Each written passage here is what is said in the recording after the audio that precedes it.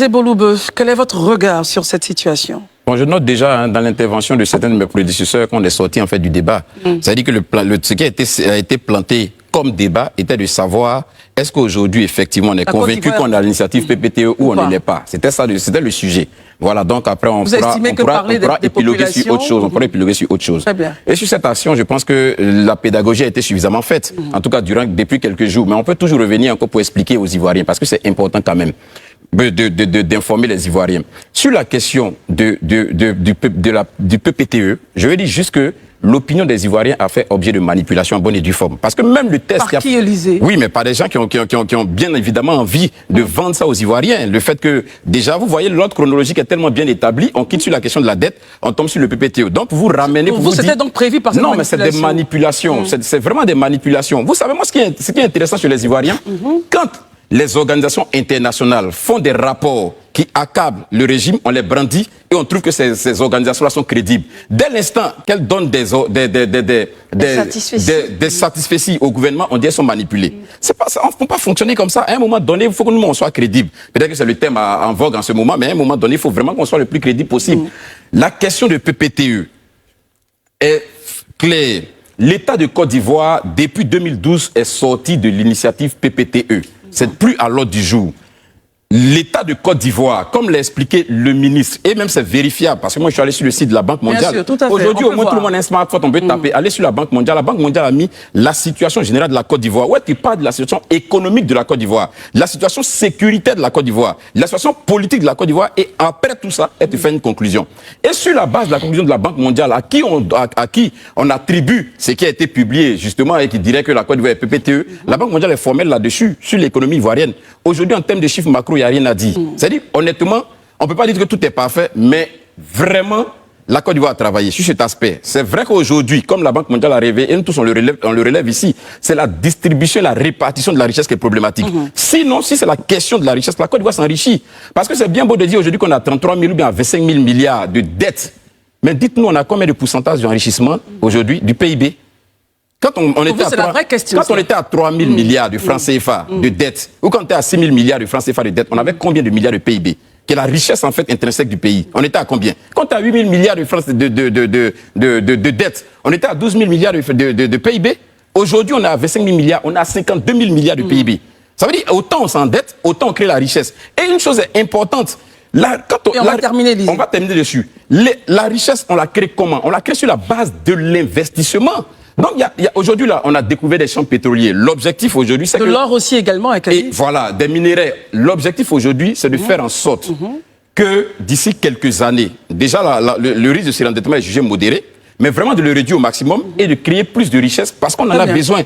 Tout n'est pas rose, moi je le dis honnêtement. Mais une chose est importante de dire, la Côte d'Ivoire, et ça, tout le monde est unanime là-dessus, que ce soit l'institution internationale ou le gouvernement ivoirien, ou même les opposants, savent qu'aujourd'hui, honnêtement, de leur position, ils sont assis, que la Côte d'Ivoire n'est pas éligible à l'initiative PPTE. C'est important que tout le monde l'entende. Merci beaucoup, Élisée. Herman, pendant qu'Élisée faisait donc son propos, je vous voyais donc demander âprement la main. Allez-y, vous l'avez. Oui, d'abord, il faudrait que Élisée estime que vous perdez, on perd un peu le débat. Il faudrait qu'Élisée comprenne que personne n'a fait de hors-sujet. Ah non, du tout. Un sujet, quand il est posé, il a des ramifications et il doit le savoir. Absolument. Et les ramifications peuvent nous amener à comprendre le sujet principal. Je fais cette précision d'abord, parce qu'on est tous plus ou moins des intellectuels ici.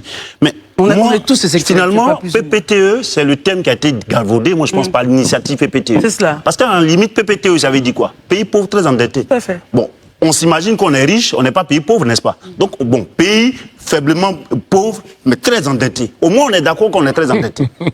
Donc, quand on produit de la richesse, et quand il me dit, il sort des éléments macroéconomiques, lorsqu'on produit de la richesse, l'objectif, c'est de faire quoi? C'est de faire en sorte que les populations pour lesquelles on crée cette richesse-là bénéficient de cela, de la répartition. Mais c'est la répartition. Qui a nos richesses?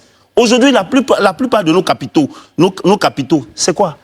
On produit ces richesses-là, mais c'est la plupart des multinationales qui repartent avec, qui sont installées ici, qui ont des accords. Laissez-moi dire finir. Je vais finir, après vous allez parler. On a des accords léoniens qui donnent des... Je vais faire rapidement. Je l'ai écouté religieusement, qui m'écoute religieusement. Quand il parlait, personne ne l'a interrompu. Oui, c'est un détail. Oui, allons-y, Herman. Oui, je vais développer. Les richesses qu'on crée, les multinationales avec lesquelles, à cause de la double imposition, qui prennent leurs capitaux, leurs bénéfices et où pour aller chez eux, en quoi est-ce que ça nous profite? Aujourd'hui, même les gisements qu'on a et autres, les grands, je ne veux même pas les citer, quelle est la part de l'État de Côte d'Ivoire dedans? Et qu'est-ce qui revient aux populations? À côté de cela, c'est l'inflation qui leur revient. Donc il y a un flou là-dessus. Il n'y a même pas de flou. On sait aujourd'hui la clé de répartition des richesses que la Côte d'Ivoire produit. Il ne faudrait pas qu'on vienne sortir des éléments macroéconomiques. On dit simplement que on a des recettes fiscales qui sont à près de 6190 milliards. C'est cela. Et on emprunte 5813 milliards de francs CFA. Pendant que nous-mêmes, on produit, on rembourse cette dette-là chaque année à hauteur de près de 5000 milliards. Voici là la problématique. Quelqu'un qui prend crédit, les gens qui nous demandent d'ajuster nos épargnes et autres, de maîtriser nos budgets, il y a plein d'agences qui le font, nous disent quoi concernant nos salaires? Quand tu as un salaire, tu prends tes revenus, là, c'est ce que tu prends pour faire tes dépenses. Et à côté de cela, même, tu dois utiliser un tiers, plus ou moins, de tes revenus. Aujourd'hui, on en est où? On prend crédit pour payer crédit. Vous allez nous dire que oui, la Côte d'Ivoire se porte bien. Mais ça se porte bien pour certains. Effectivement, on produit la richesse. Mais à qui profite ces richesses? Permettons donc à Élisée rapidement de réagir. Ensuite, Pascal et Marius. Ok. Moi, je pense que quand on parle, faut pas juste... J'ai dit tout à l'heure, il y a quelques semaines de cela, quand on parlait de la question de la dette, j'ai dit qu'il faut qu'on en parle sans passion. Et vous convenez avec passion tout à l'heure. Quand on en parle sans passion, parce que c'est important quand même de comprendre. Et quand on parle aussi sur le plateau, il faut qu'on s'écoute. À aucun moment, je n'ai traité des gens de ne pas être des intellectuels, de ne pas comprendre. Non, j'ai corrigé là-dessus. C'est important qu'on s'écoute. Voilà. C'est vraiment capital qu'on s'écoute. Allons-y. J'ai été clair tout à l'heure. Et c'est pourquoi je dis que c'est important qu'on s'écoute. J'ai dit que quand on écoute le rapport ou quand on va lire le rapport de la Banque mondiale, sur le site, la Banque mondiale est formelle sur le fait que, en ce qui concerne les programmes macroéconomiques, la gestion macroéconomique, il n'y a absolument rien à dire. C'est-à-dire, c'est bon. La Côte d'Ivoire est ouverte. Mais la Banque mondiale prend la peine de préciser que sur les disparités au niveau des répartitions des richesses, il y a des efforts à faire. Ça, je l'ai dit ici. Peut-être qu'il n'a pas compris parce qu'il veut entendre autre chose. Donc ça, c'est déjà un premier point. Deuxièmement, comme je l'expliquais tout à l'heure, le point qui nous réunit, ou du moins qui suscite le débat aujourd'hui, c'était la question du fait que depuis un certain temps, dans l'opinion publique, il y a un débat qui s'est instauré, la question du fait que la Côte d'Ivoire est devenue PPTE, pays très endetté. Tout à fait. Et sur cette question-là, je veux qu'on s'accorde ici à reconnaître que c'est faux. Déjà, il faut qu'on s'attende dessus, que c'est très faux, que donc tous ceux qui ont diffusé cette information, c'est une information mensongère. Ça, c'est déjà bon qu'on soit déçu. Maintenant, on peut revenir sur la question de l'utilisation de la dette et tout ça. Je peux comprendre. C'est pourquoi j'ai dit tout à l'heure, disent juste comme ça, qu'on est à 25 000 milliards, on n'a jamais atteint ce record, mais c'est normal. Il y a 10 ans en arrière, on n'était pas 30 millions d'habitants. Il y a 20 ans en arrière, on n'était pas 28 millions d'habitants. On était 10 millions d'habitants, on était 8 millions d'habitants. Donc, au fur et à mesure qu'on croît, c'est normal aussi que les chiffres croissent aussi. Ça va de soi, c'est normal. Tu ne peux pas prendre les réalités de 90 pour pouvoir les transférer en 2020. Ça peut pas aller. Je pense que c'est une question quand même de logique et de jugeote. Deuxième, pour terminer dessus complètement, je veux dire que sur la question de la dette, quand on le dit, c'est-à-dire quand on dit le chiffre de cette manière, forcément, ça va susciter plus ou moins des réactions. Et ça, on est tous unanimes là-dessus. Mais tu mets la dette, tu la compares par rapport à quoi? Parce que c'est important aussi que tu regardes ça, la dette par rapport au PIB, par rapport à l'évolution du pays. Maintenant, comme je le dis, et je suis d'accord avec lui, sur la question de la nécessité que cette croissance, cette richesse que le pays a là, faut que les citoyens en profitent au maximum. C'est ça. Sur ça, vous êtes en accord. Pascal voudrait réagir. Oui, j'aimerais jeter un petit regard historique sur le PPTE, que je me suis permise d'aller consulter. Il a été une époque ici en Côte d'Ivoire, parce que c'est une initiative qui a été ouverte à la Banque mondiale. Et l'initiative PPTE, en fait, il faut être éligible. Et ça veut dire ce que ça veut dire. Il y a des critères pour être un pays PPTE. Et si on jette un regard en arrière, il y a quelques années, la Côte d'Ivoire luttait, en tout cas voulait de tout à corps et à cri être éligible à cette initiative PPTE. Pourquoi? Parce que loin des cris d'orfraie maintenant qu'on est en train d'entendre, parce que c'est vrai, on se dit qu'on a atteint un certain niveau économique et un certain niveau de distance de la paupérisation. Donc, on ne veut plus être membre de l'initiative PPTE. En tout cas, on n'a pas postulé, parce que je pense également qu'on postulerait pour être éligible à cette initiative PPTE. Donc, j'ai voulu jeter ce regard un petit peu historique. Pourquoi justement? Pourquoi? Parce que l'initiative PPTE, en fait, ce sont des avantages. C'est une initiative qui tend à mettre en place des mécanismes pour les pays pour alléger leurs dettes, pour leur permettre de pouvoir y faire face, mais aussi les appuyer dans un certain nombre de dispositions de gestion macroéconomique pour que cette dette-là ne les submerge pas. Soit soutenable. Et soit soutenable. Et à un moment donné de notre économie, cette initiative-là a été salutaire. En tout cas, les dirigeants de l'époque ont estimé qu'elle était salutaire pour notre économie. Aujourd'hui, ce n'est pas le cas. Tout à fait. Et là-dessus, je rejoins Élisée. Il s'agissait d'apporter cette réponse, mais aussi, je suis d'accord, quand il faut évoquer un sujet, on ne peut pas rester stricto sensu sur ce sujet-là, puisqu'en lui-même, il fait naître d'autres développements. Marius Komoré, vous demandiez la parole. Allez-y. Oui, Vous partagez le point d'Herman. Je voudrais rappeler que moi, je suis sur ce plateau en ma qualité de leader de la société civile. Tout à fait. Et donc, une question de dette, je ne suis pas du ministère de l'économie et des finances. Et je ne pense pas que sur ce plateau, il y a un représentant du ministère de l'économie et des finances. Tout à fait. Je ne pense pas qu'il y ait encore sur ce plateau de responsables de l'administration publique. Pas du tout. Nous sommes tous des analystes et nous sommes sujets donc à réfléchir et à subir les effets néfastes de cette dette. Chacun de nous ici paye cette dette, sauf ceux qui mangent à la table des rois. Mais moi, Marius Komoré, et les populations qui nous regardent subissent les effets néfastes de cette dette. Donc ne pas le dire, moi en tant que leader de la société, qu'on me parle de PPTE ou pas, je me rends compte que la Côte d'Ivoire est à 25 000 milliards, à 33 000 milliards de dettes. Et ça vous inquiète? Mais jamais dans l'histoire de ce pays, on a entendu une telle somme. C'est faramineux, c'est inquiétant. Donc on a besoin de comprendre. Et ce n'est pas avec quiconque qu'on pourrait comprendre qu'avec ceux qui ont contracté la dette. Et je ne pense pas que sur ce plateau, on a des représentants de ceux qui ont contracté la dette. Cela dit, j'ai évoqué la question également des répercussions de cette dette sur le pouvoir d'achat des populations. Aujourd'hui, qui ne sait pas sur ce plateau que les Ivoiriens se plaignent du niveau de vie et qui leur est justement soumis par les décideurs. On ne prend pas un pays pour faire son bonheur à soi. On prend un pays pour faire le bonheur de ses concitoyens. Et si les concitoyens pour lesquels l'on se bat pour prendre la tête d'un pays, pour diriger un pays, se plaignent de leur niveau de vie, chacun doit être assez compatissant et écouter le cri de cœur des populations pour conserver et préserver la cohésion sociale. C'est de ça que je parlais, rien que ça, et je ne voudrais pas qu'on déforme justement notre vision des choses qui voudrait que nous nous prononcions dans l'intérêt absolu et supérieur des populations qui croulent véritablement, sans distinction, sur l'ensemble du territoire national, qu'il soit du RHDP, du FPI, du PPACI et autres, tout un chacun paye une facture de courant, paye sa santé et autres. Et donc, c'est pour ces gens-là que nous nous exprimons, y compris vous. Très bien. Alors, j'aimerais revenir sur un de vos... Parce que, comme on l'a dit, hein, on est d'accord ici qu'évidemment, la Banque de la Côte d'Ivoire n'est pas réinscrite sur une initiative PPTE. J'aimerais m'appesantir sur un mot qui m'intéresse, la cohésion sociale. Oui. Est-ce que vous pensez que si justement ce point de la dette qui soulève des passions n'est pas bien expliqué aux populations, cela pourrait mettre à risque la cohésion sociale que nous avons tant recherchée, que nous recherchons tant? Mais les Ivoiriens grognent. C'est un mauvais signe. Et donc, tout à l'heure, quand je parlais, j'ai dit très bien qu'il faut que les gouvernants mettent en œuvre leur politique de redevabilité, qui est une notion importante de la gestion de la chose publique. Très bien. Tant que...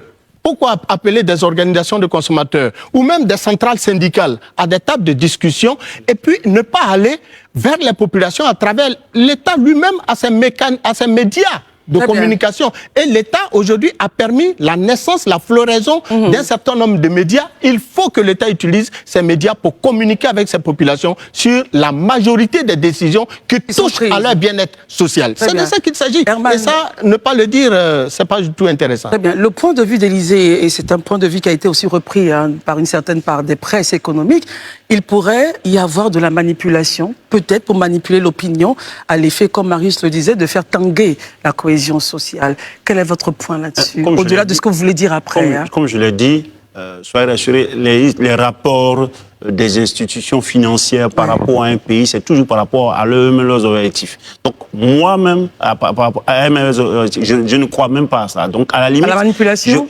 Non, je ne dis pas que je ne crois pas à la manipulation. Il peut y avoir de la manipulation. Moi, je sais pourquoi je m'appesantis sur les propos même du ministre et sur la loi de programmation du budget.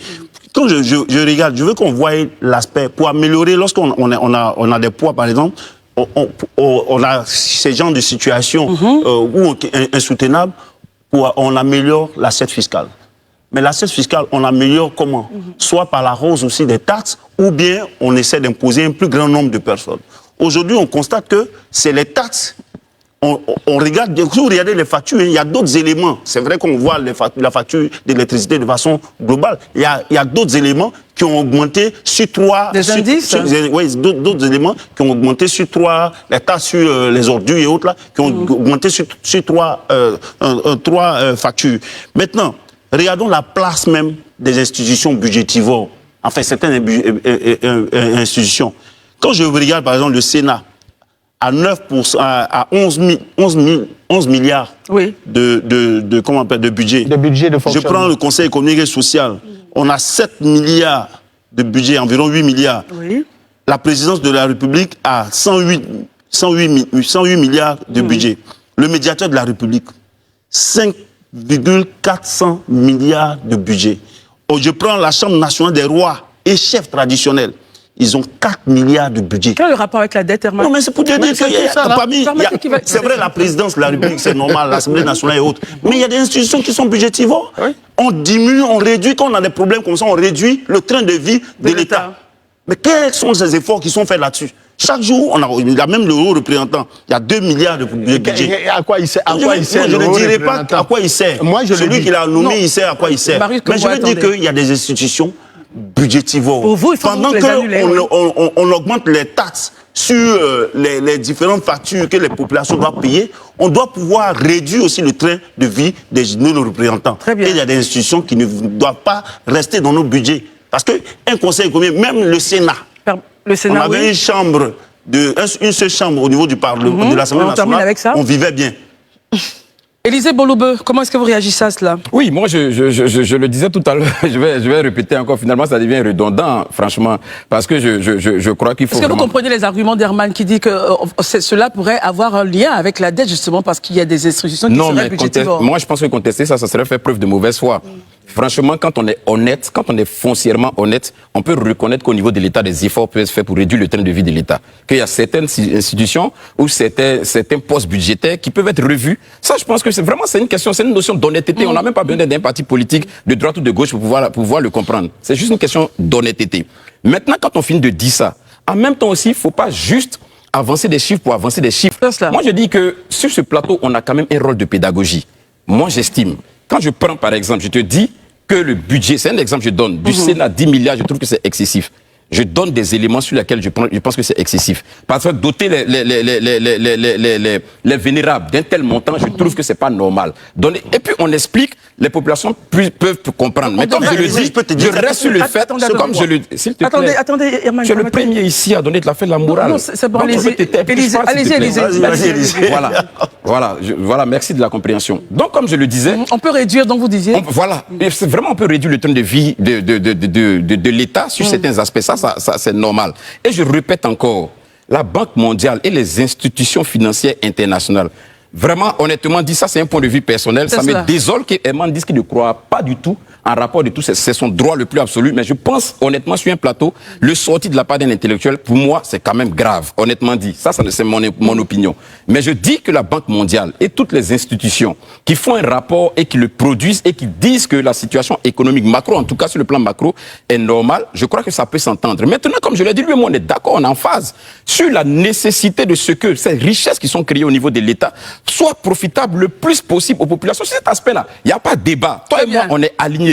Mais je veux que tu comprennes une chose. Faut que, de la même manière, on brandit le ratio et le taux de la dette, il faut le mettre en adéquation avec la création de richesses. Et aussi, il est important, quand on veut rappeler des faits, de tenir compte d'un certain nombre de contextes. 10 millions d'Ivoiriens ou 5 millions d'Ivoiriens en 1965, c'est pas 31 millions de citoyens en 2023. Ça, c'est aussi important de le noter. Cela pourrait expliquer ceci en fonction. Enfin, c'est la compréhension d'Élisée. Herman, on va terminer sur le sujet. Vraiment, on a fini. Rapidement, j'ai juste une demi-seconde.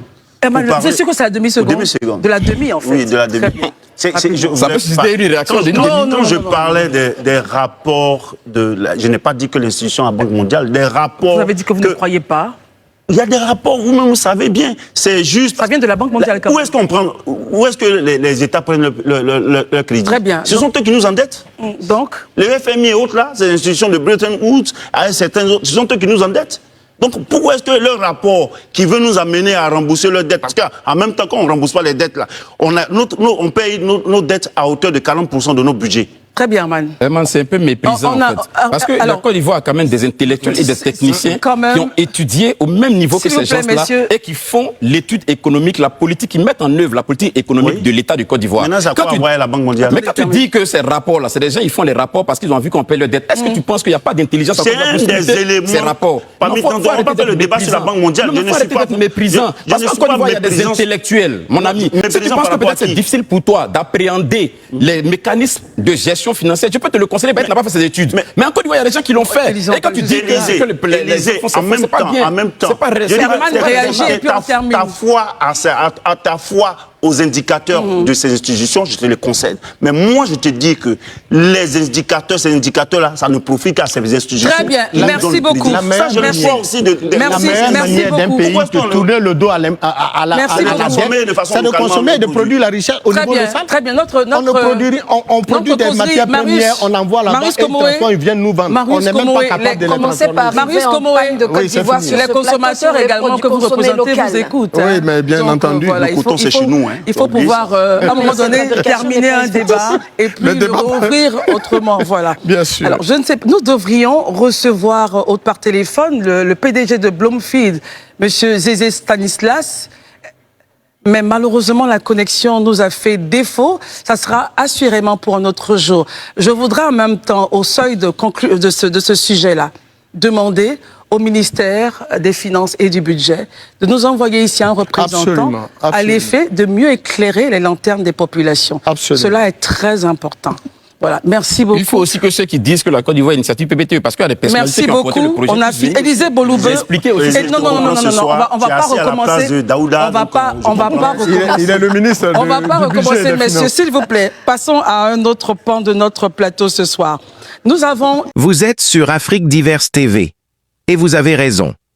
Chers téléspectateurs, vous avez été les témoins privilégiés de cette analyse politique profonde et inspirante. Maintenant, c'est à vous. Réagissez en commentaire, partagez vos réflexions et vos idées. Si cette vidéo vous a éclairé, n'hésitez pas à l'aimer et à la partager avec vos amis. Ensemble, nous construisons l'Afrique de demain. Restez connectés sur Afrique Diverse TV pour encore plus d'informations et de débats passionnants. À très bientôt.